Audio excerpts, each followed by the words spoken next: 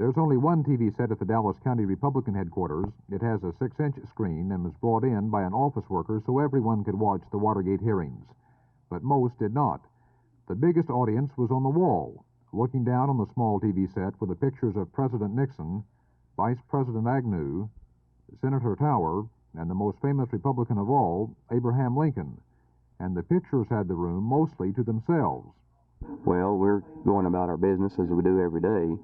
Watergate has been through the news and through the news. I think most of us have gotten rather tired of it. We have things to do to prepare for elections in the future. Downtown, at the county Democratic headquarters, the TV screen was bigger, about 16 inches, and so was the crowd, about a half dozen. And you'd think County Chairman Earl Luna would be pleased with such TV fare, right? No, I'm really not. We ordinarily think of looking at television for entertainment purposes. This is not at all a pleasant thing, and I think it's not going to be the sort of thing we'd look forward to seeing on television. When the hearing returned to the screen this afternoon, people could pick from dozens of sets at Taisha's and North Park, but none did, at least not while we were there. The space shots draw big audiences here, but not Watergate. There's very little reaction to it. Had no people up at all to watch it. Would you normally? Oh, no, normally we'd have 2 or 3 watching the soap opera. Regardless of what we think of the Watergate hearings on television, we'd better get used to them, because apparently they're going to be on television for some time. But you get the impression around Dallas today that a lot of people would rather be watching something else. Jack Hill, Channel 8 News on the Move.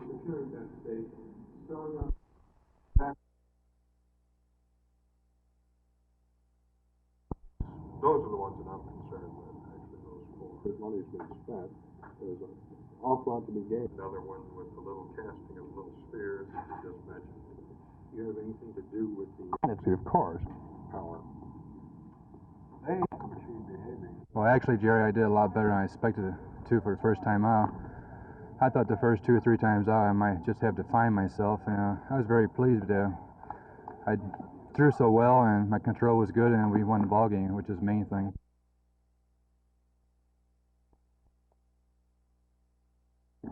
You're 36 years old. Does that bother you at all? Don't bother me, it bother you? No. Yeah, no. You think you still got a bunch of years left in this league, and are you glad to be with Texas? I feel good. I keep myself in shape, and I think that's the main thing is how you take care of yourself.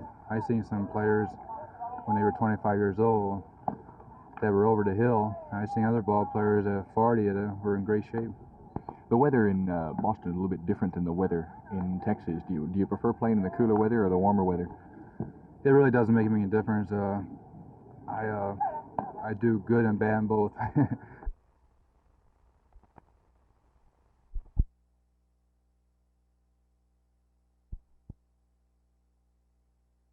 I was coaching some kids outside our apartment, and I put my foot in a hole, and I just went over on it and twisted it. And it didn't seem too bad at the time, but the next morning it was pretty stiff. So I went to the doc, and he told me, he just said that it's tendon trouble, more or less. But I should be okay by Saturday.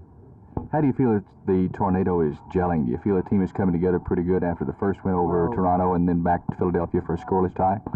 Well, these 2 games, I don't think you can take anything from them, I mean, the conditions here against Toronto were terrible, it was just like playing water polo. And I didn't think much of the pitch up at Philadelphia. It was, it was pretty poor. And a look at this patch here is tremendous, when there's no water on it. But I think it'll take us 6 or 7 games to get going. I think we'll win it. I don't think there's any team, I mean, I haven't seen them. I haven't seen a lot of teams, but I can't see many teams beating us this year. I think we've got a pretty good team, without a doubt.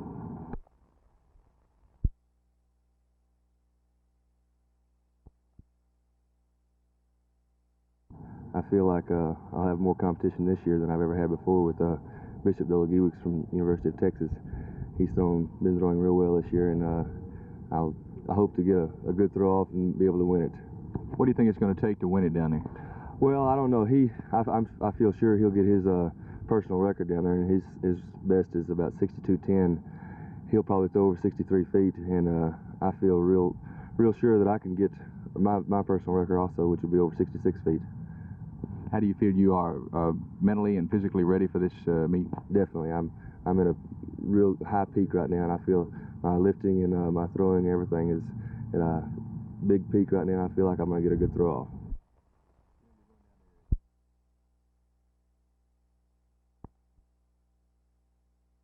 I think there's a good many experiments that don't require power.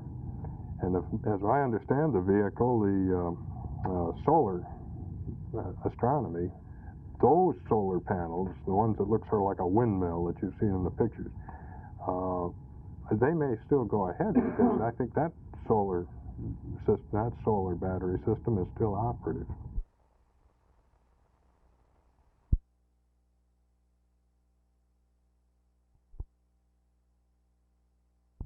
The samples, weighing about 25 tons, were obtained by the U.S. Army Corps of Engineers during the first 9 years of its continuing Intercontinental Shelf Sediment and Structure program off the coast of the United States.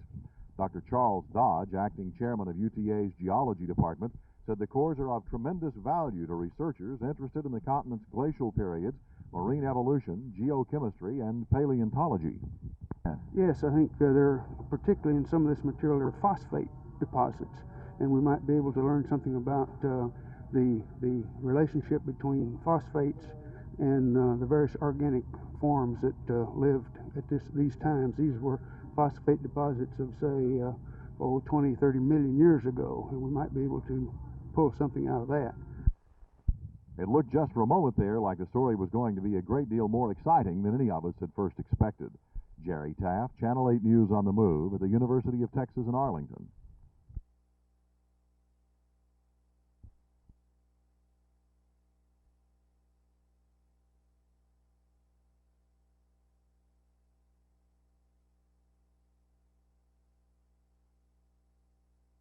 This is a demonstration of how to search an armed robbery suspect.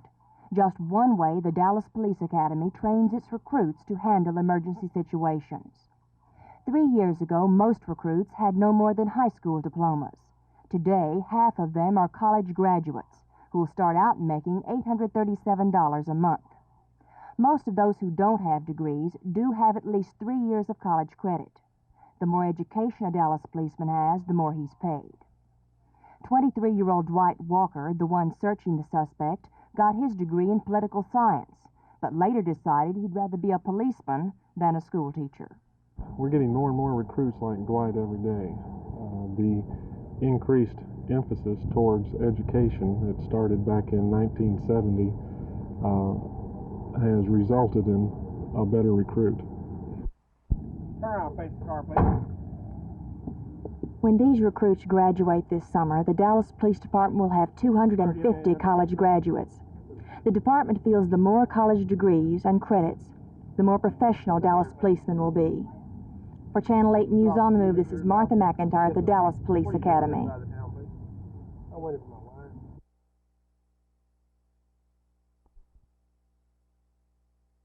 Okay, thank you very much. I appreciate the call and appreciate the information. Bye-bye now. Someone calls you on the telephone with a bit of private information which may help you in a particular news story. Well, how can you be sure that conversation is private? Watergate has certainly told us that not all telephone conversations are all that private. Even some newsmen's phones have been tapped. So how do I, when I talk to a source of information, know whether or not my phone is being tapped? You don't. Well, how can I be sure that my phone isn't being tapped? There's no way. You're a debugging expert. Is your business now becoming a boom business as the result of Watergate? Yes and no. We have more and more interest in it all the time, of course, but ours is primarily limited to industrial accounts and major accounts. Most of the times we have little old ladies calling up feeling their phone is being bugged, and usually we give them a comforting answer over the phone, realizing that it would not be practical to have their phones bugged, so this is not a problem. What is the difference between bugging and wiretapping? Well, technically they could all come under the same general category. The big difference is this. A wiretap is of two natures. One is a direct wiretap done with the cooperation of the telephone company.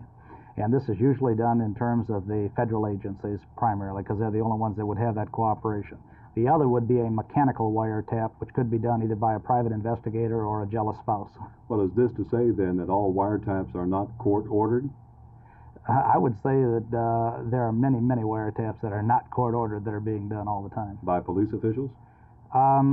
Let me say this. I don't believe that any police official would wantonly go on out and do this, but sometimes in the pursuit of a crime, I would assume that there are some wiretaps that are made that later are justified in court. So it's like the man says, all wiretaps are not court-ordered. One high police official has told me in confidence that when he wants to tap a phone, he doesn't worry with the court, he just calls a private detective friend. This is Jim Mitchell, Channel 8 News on the Move.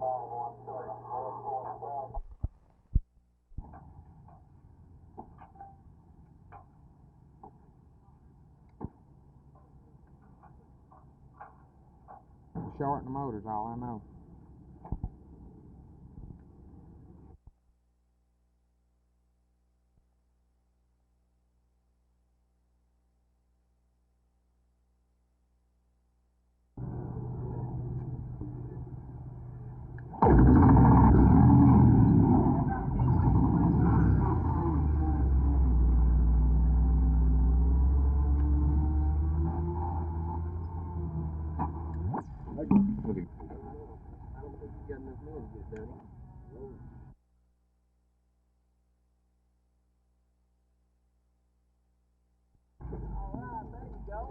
There you go, Dave.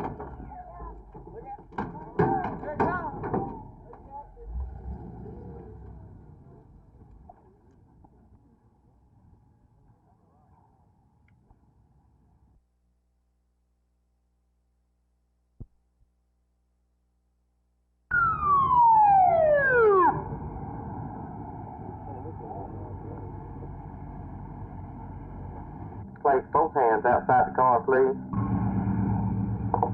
Open the door now.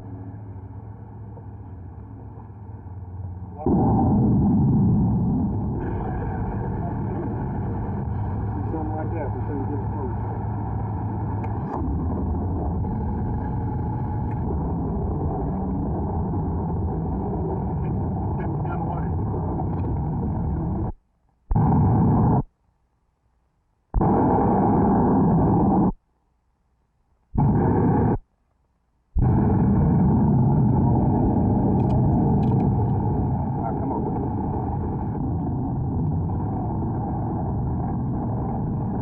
Mrs. Briscoe is also available in the governor's office, rather than staying here at the governor's mansion.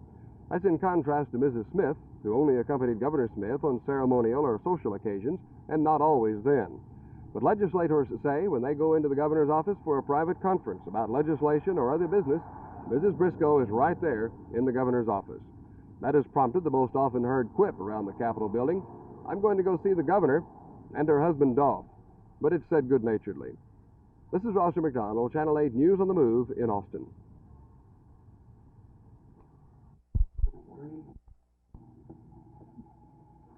Will do, President. All in favor?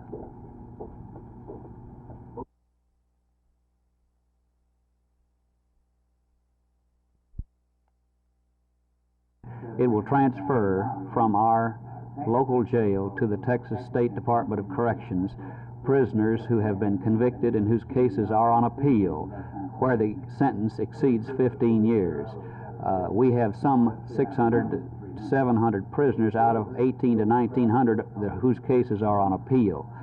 Where the sentence is extreme, as I've mentioned, you know that these are the troublesome, the tougher type of a person, and they're the ones that create problems in the jail. We'll be delighted to get these into the Texas Department of Corrections, where they can be more, I'd say, scientifically and professionally handled.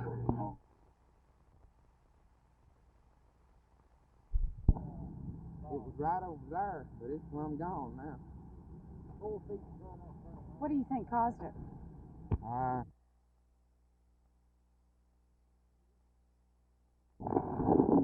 How do you do, sir? Can I get your name? J.T. Weiser. What do you think of the road you just came over? It's rather terrible. Do you have to drive it very often? Every day. Are you doing anything about it? Yeah, I'm talking to the city council. Well, I'm on the police department here, and I drive over it every night, and I sure wish they'd fix it. Have you done anything personally to try to get it fixed? No, I haven't. You got any idea what you might be able to do? No, I don't. It appears to me that there would be a good chance to do those experiments which do not depend much on thermal heat energy, on power. As a power source curtailment, I get the impression, may not be fixable. They may never get those solar panels deployed. And if that's the case, some of the experiments that require power, kilowatts, may be curtailed. But and I don't know this, but I think that quite a few of those experiments do not. Well, the boss told me not.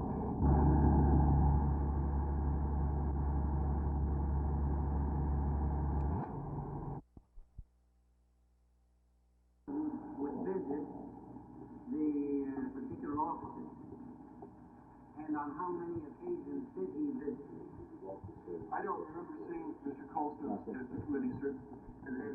Relating directly from the White House? No, sir, I did not.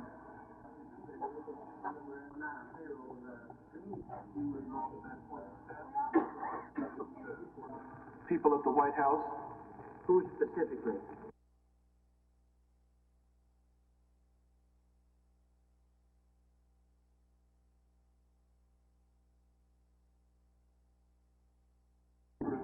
Those kinds of things have been in the newspapers. If I could just mention one example, which is kind of typical, and this is not 56 cents for security service.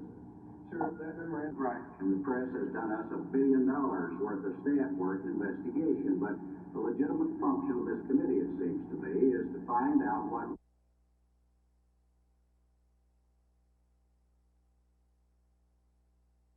The building where the Democratic offices were located that were broken into in part.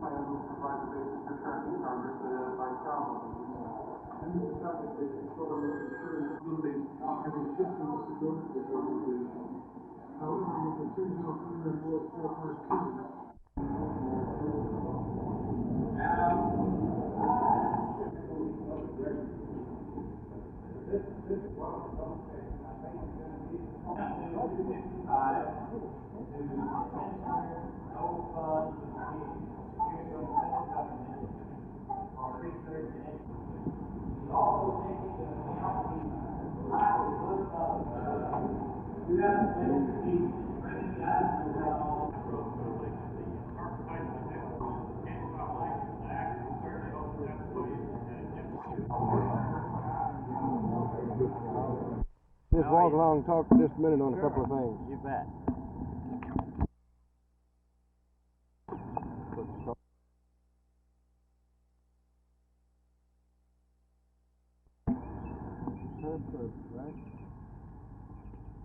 Interesting item. Right. I stated very clearly, I think, what I think we need in the ethics legislation, and I have a very strong feeling that this session the legislature will come up with some very meaningful ethics legislation, very effective. You think that the Senate bill is adequate? I think that the conference committee will make some changes in the Senate bill along the line that I recommended. What about the education? You think that if the Kubiak's bill could be afforded at all? No. This year? No. Can you list any other things that you think that the legislature should do before they quit? I mean, priority items. Yes, I think reinstating the death penalty, and I think that this will be done. The habitual offender, as far as the drivers are concerned, I think that'll be passed too. Governor Briscoe has been in office 4 months now, and he obviously is still shy of news interviews as he was during the campaign. But he is somewhat more available to legislators who want to talk about state business in the governor's office.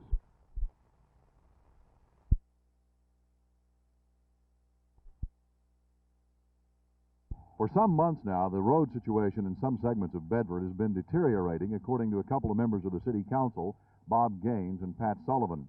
They say that citizens are asked to drive across roads nobody should have to use. In fact, one of them described it as a tank barrier course.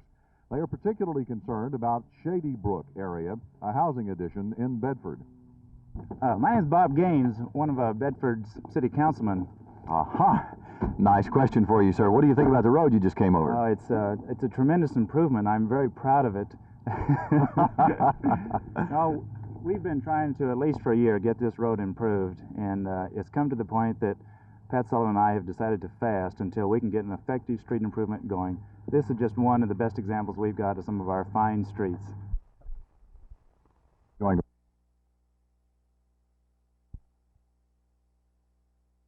This event, like everything else about the giant complex, was done first class. The aircraft was a Grumman twin jet belonging to the Coast Guard and carrying Secretary of Transportation Claude S. Brinegar. The Secretary is touring a number of major transportation-oriented facilities across the country during this Transportation Week. Eric Johnson, chairman of the Airport Board of Directors, headed the delegation which greeted Secretary Brinegar and led him on a briefing and tour of the airport facility. The Secretary and his entourage will take a complete tour of the facility. Here comes the AirTrans car now, on which they and the media will be taking a ride on the tour. They'll be going through the air terminal and throughout a 4-mile loop around the entire area. The AirTrans moving completely automated, and for the first time it's being used here today to take the Secretary of Transportation around the area. Jerry Taft, Channel 8 News on the Move at the regional airport.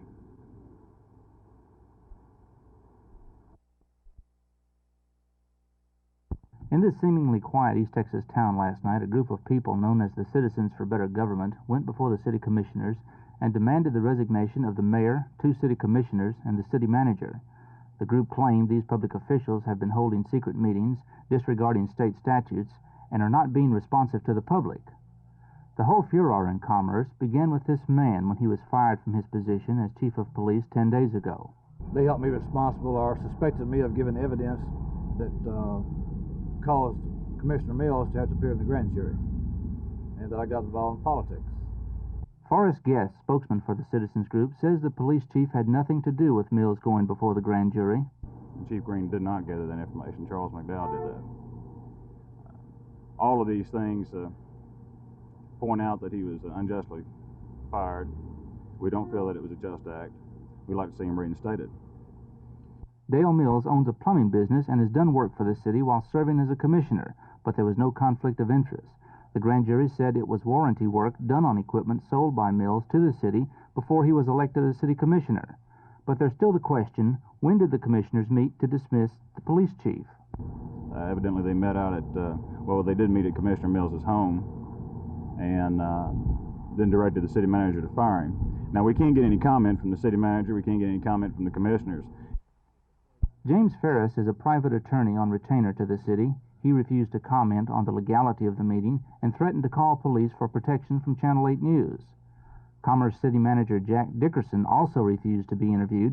He did say, however, that he was the boss and did not have to give a reason to the public for the police chief's dismissal. The mayor was reportedly out of the city, but Dale Mills, the man charged with a conflict of interest, was in town. You think that this is just a group of people who are out for their own personal reasons, grievances, or something like that? I don't have any comment.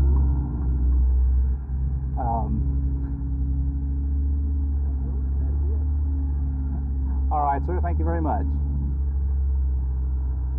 And that's the way it's been here in Commerce, Texas. We've come out to talk to the people here about what's taken place at their city commissioners meeting last night, and those principals involved in the meeting say no comment, and they have no comments to their no comments. So what's happened at Commerce, Texas last night, why the police chief was fired, and what's going to come of this whole thing? Well, no one really knows except the commissioners, the city attorney, and the mayor, and they're not talking. This is Rene Castilla for Channel 8 News in Commerce, Texas.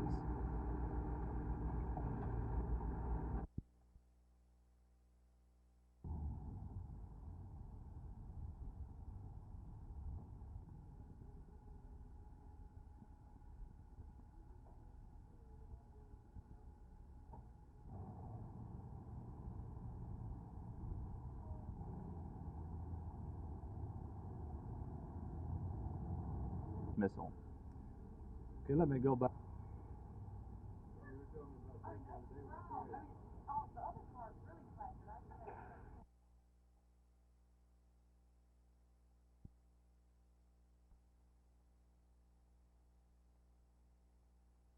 Manager for reasons that they arbitrarily find people there. And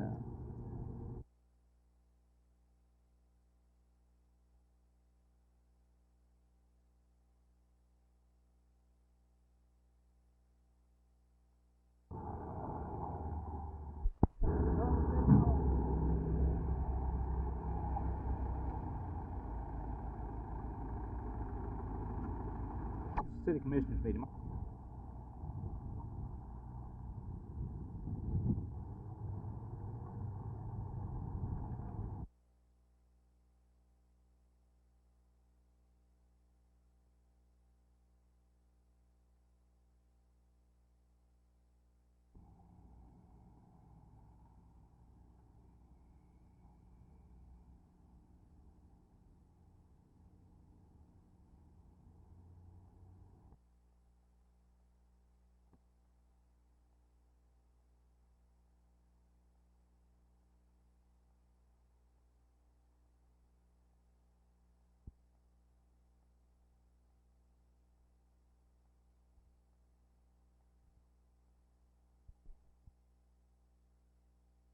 Somebody hollered fire, and everybody took off running, so I got outside, and I looked around. I got about 10 guys working, and so I looked around, and I didn't see one of these boys. And so I started to run back in there to get him. And so I got just inside the door, and all of a sudden I couldn't see what it was, but something just kind of blew up or something. And so I run back outside. Somebody hollered, "Hey, Charlie's out here." And so I ran out there and I looked around and seen everybody, and so we all backed up, and the building didn't seem like it took it 2 minutes, and it was just smoked all over everywhere.